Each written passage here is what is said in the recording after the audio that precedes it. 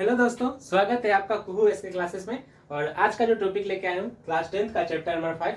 और इससे पहले VVI ऑब्जेक्टिव सीरीज में आपका चैप्टर 1, चैप्टर 2, चैप्टर 3 और चैप्टर 4 तक अच्छे से क्लियर किया है।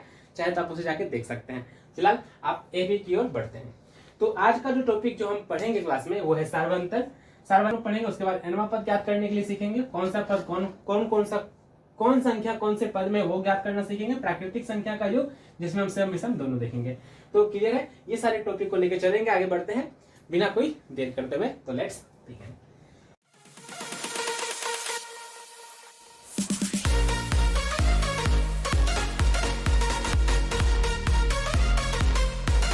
तो हम सबसे पहले ज्ञात करेंगे सार्वंतर। ठीक है, तो सार्वंतर ज्ञात करने के लिए क्या करना पड़ेगा बाबू? सार्वंतर का मतलब होता है बाबू डिफरेंस, यानी कि जो एपी में है संख्या, उसका जो अंतर है उसी को बोलते हैं सार्वंतर। तो अगर ये अंतर समान आती है तो बोलेंगे ये एपी में है, यानी कि समांतर श्रेणी है।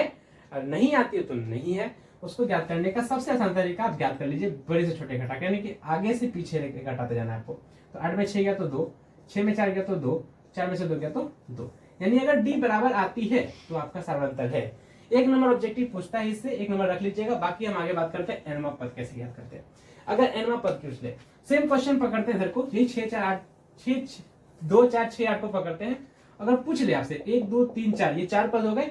आपसे पूछ ले 10वां पद क्या होगा। ठीक है, बड़ा आसान ट्रिक होगा। अगर 10वां पूछे तो 1 घटा के लिख लीजिएगा, a + 9d। ये आपका आंसर, यानी a + 9d। a को बोलेंगे पहला पद, यानी कि 2 + 9, d का मान तो था 2, गुना कर लीजिए, 9 दूनी 18, 2 20 आपका आंसर हो जाएगा। क्लियर हो गया बाबू? इस प्रकार से आप ज्ञात कर सकते हैं। जितना भी आपसे पूछे कौन सा पद, उसमें से 1 घटा देना। जैसे कि हमने बोला 10वां पद, 1 घटा के 9d कर लिया। अगर आगे बात करते हैं कौन सा पद, ये इसी चीज को लेकर चलते हैं। कौन सा पद अगर दे दिया है आपको 20, मान लेते हैं 2 4 6 8 डॉट डॉट करके 20 बोल दिया। बोला जो 20 है ये किस पद में है। जैसे एक पद में 2 है, दूसरे पद में 4 है, तीसरे पद में 6 है, चौथे पद में 8 है। ऐसे ही करते जाएंगे, डॉट डॉट डॉट कर 20 में चल जाएंगे। तो 20 कौन सा पद में होगा, ये ज्ञात करने के लिए कर सकते हैं। क्या करना होगा बाबू? 20 में से पहले क्या करेंगे, 20 में से आप 2 घटा लीजिएगा। क्लियर?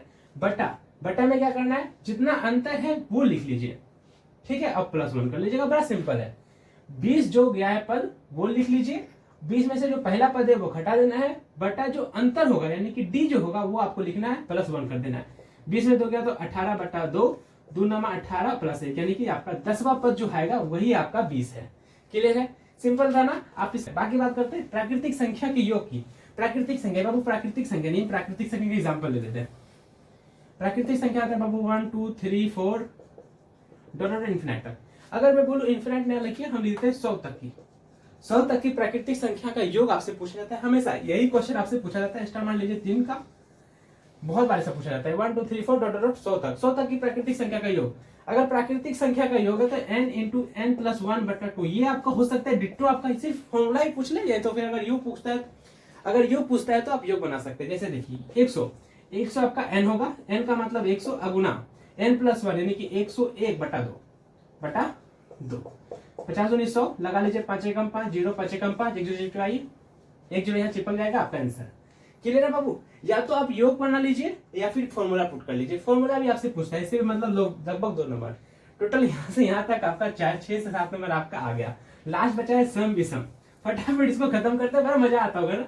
हमको तो भाई पूरा मजा आ रहा है। तो खैर सम विषम की बात करते हैं। तो दोस्तों देखते हैं सम संख्या के बारे में। सम संख्या क्या होती है बाबू? कि अगर मान लीजिए सम संख्या लिख लेते हैं पहले 2 4 6 8 10, इस प्रकार से लिख लिया सम संख्या। फॉर्मूला क्या होता है सम संख्या का? योग का फॉर्मूला अगर बोला जाए, सम संख्या का योग का फॉर्मूला से बोला जाए तो सीधा n × n + 1 बना देना है।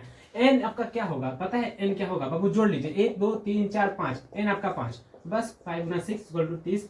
इसी प्रकार से जो भी आपसे पूछे, योग जब भी पूछे आपसे, सीधा n निकालना हो तो 1 2 3 4 5 या फिर आधा कर लीजिए, सिंपल आपका आएगा n।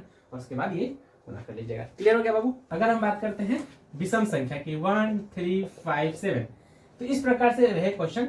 तो फॉर्मूला सीधा सिंपल है। विषम संख्या का योग क्या फॉर्मूला होता है? विषम संख्या का योग का फॉर्मूला होता है n²। सीधा n² करिएगा आंसर। 1 2 3 4, 4 संख्या है, 4 का स्क्वायर कर लीजिए, आपका आंसर 16 हाथ में। ये योग था। क्या बाबू कैसा लगा? मजा आया ना ट्रिक? तो इस प्रकार से ट्रिक पाने के लिए आप वीडियो को सब्सक्राइब कर लीजिए, चैनल को सब्सक्राइब कर लीजिए, दोस्तों में फैला दीजिए ताकि सबको भी ये इसके बारे में जानकारी प्राप्त हो जाए। खैर आज के लिए बस इतना ही, कल फिर मिलते हैं अगले टॉपिक के ऊपर क्लास 10 का चैप्टर नंबर 6 लेकर। आज के लिए धन्यवाद, गुड नाइट।